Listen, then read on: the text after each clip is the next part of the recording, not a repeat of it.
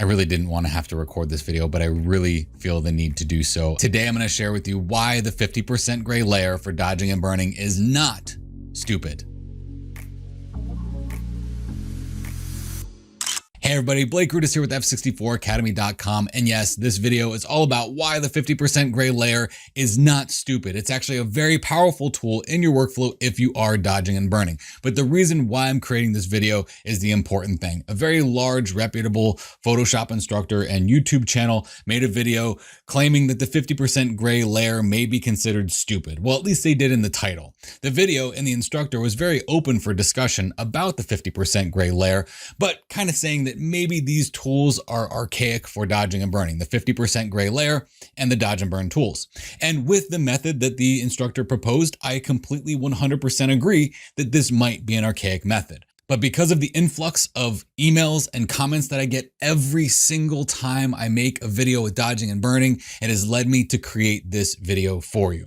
So I'm going to go over the brief history as to why we use a 50% gray layer for dodging and burning, specifically with the dodging and burning tools. I'm going to talk about the empty layer with the black and white brush, and then talk about the 50% gray layer that is going to be utilizing the dodge and burn tools. At the end of this video, I'm just going to give you a different perspective. And at the end of this video, it's still up to you how you choose to dodge and burn. At the end of the day, I actually have no personal connection to the 50% gray layer other than the fact that it's been a nightmare answering all the comments and all the emails with the exact same thing over and over again. So here's a video as to why I use the 50% gray layer. So first and foremost, the reason why the 50% gray layer was even created was because the dodging and burning tools are in Photoshop. Now, these dodging and burning tools are tools that will basically add white or black to an image based on the exposure in the image, but it has to have data to work. So what happened is typically in the past, someone would press Command or Control J, they would duplicate their background layer, they would go into the dodge tool and they would start dodging, and then Alt or Option to start burning. And what happens here? You have a copy of all of your work, and it's a destructive way of working because now anything that happens below that isn't going to change. You still have to work above it. So someone got really smart somewhere and they said, how about we make a new layer? We press Shift F5, we fill that with 50% gray, and we change this to soft light. That way, if it's 50% gray, the 50% gets knocked out and we can still use the data or the gray pixels to shift them white and black using the dodging and burning tools, not the black and white brush, even though you can do that, the dodging and burning tools to alter the pixels, those 50% gray pixels, so that some get lighter and some get darker. Because as soft light works, if we make this brighter, so I'm using the dodge tool here, I'm just going to go ahead and hit this a couple times right here, and then I'll press Alt or Option and I'll darken some things down around here. It needs the data of this 50% gray layer to make that darker or lighter. If you try to use the dodge and burn tools on an empty layer, it's not going to do anything because there's no data there for the tool to manipulate. And that data that the tool is manipulating, if you look up here, this is the basic settings that I use. The range is set to midtones because 50% gray are your midtones, and the exposure is set to 10%. So it's a slow build-up process. But then someone had this idea and said, well, you know, is the 50% gray layer even necessary if we just go ahead and make a new layer? We change that layer to soft light, okay? And then we grab the brush. When we brush with white, it's going to make it brighter. And then if we press X to switch over to black and we make it black, it's going to make it darker. But that's too hard and it's working too fast because you can see the color shift and the tonal shift and it's not very good.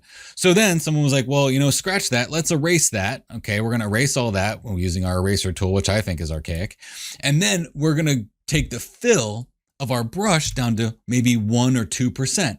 So that as we paint with black, it will darken it, but it will be a very slow build-up process. Then we can change to white and we can brush that in and it'll be that slow process. If you're using this method, then yes, there is no need for 50% gray, nor is there any need for your dodging and burning tools.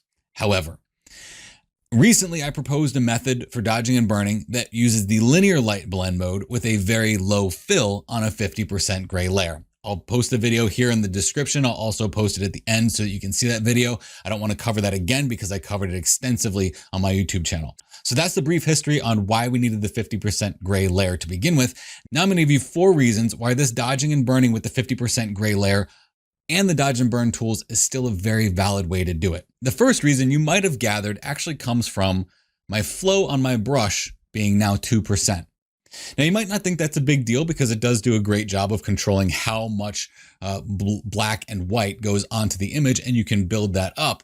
The problem here, though, is that my flow is at 2%. So just for the sake of demonstration, let's say I make a solid color adjustment layer on here, and I make that this reddish color here. And then I change that blend mode to something like soft light to give it a color grade of sorts. And then I've got my mask here and I say to myself, ooh, I really don't like how that's showing up on her face. So I'm going to go ahead and brush on her face to get rid of that.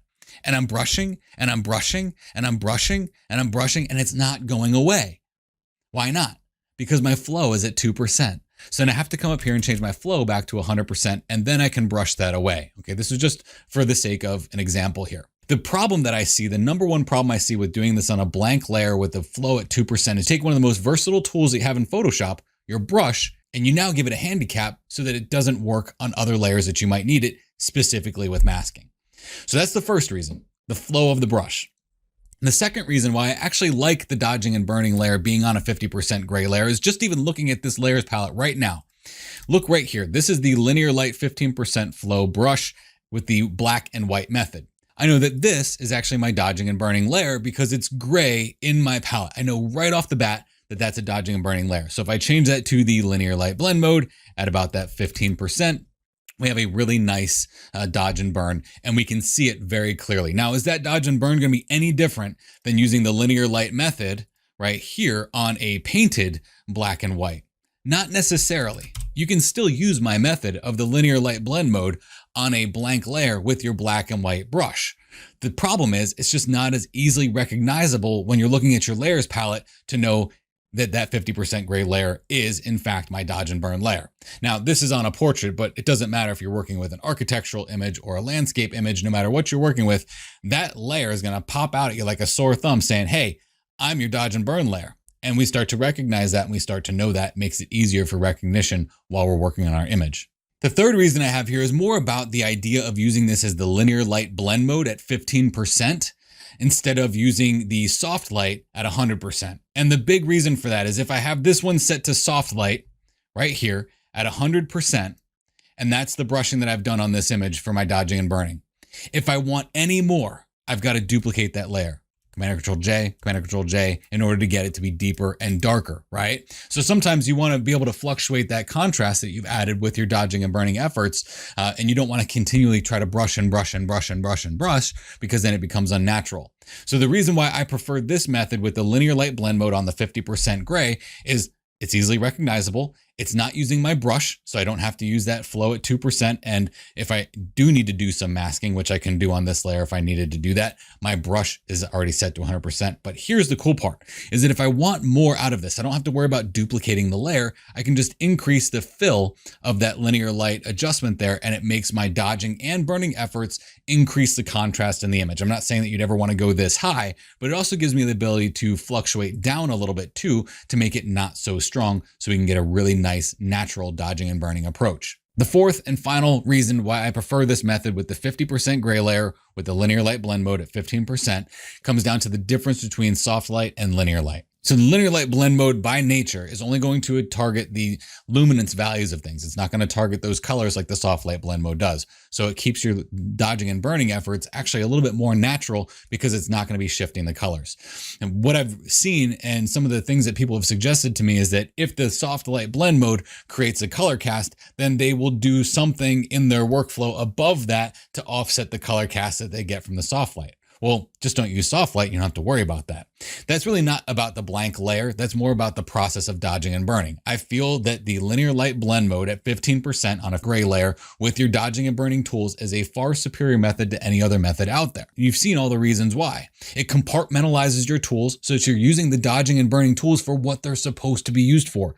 Dodging and burning while keeping your brush with the settings that it's supposed to be at. So if you have to move forward with your workflow, you don't forget that your flow is at 2%. There's a reason why there's multiple tools in your tool set in Photoshop. It's a reason why we have a hammer and a screwdriver. They're meant for very different tasks. And if we keep those tasks compartmentalized, we don't have to worry about using the wrong tool for the job. I'm not saying that anybody who uses the curves layer dodging and burning or the blank layer dodging and burning is wrong.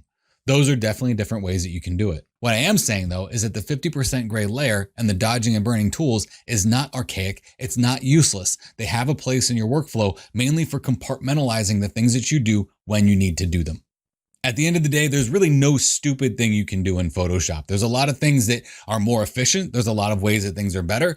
This video was just to put a case out there for the 50% gray layer and the dodging and burning tools. If you wanted to see more about that linear light video that I did, click on this video here. It'll be right here. You can click there. It'll also be in the description below. It'll give you a lot more information on how I use linear light for my dodging and burning efforts.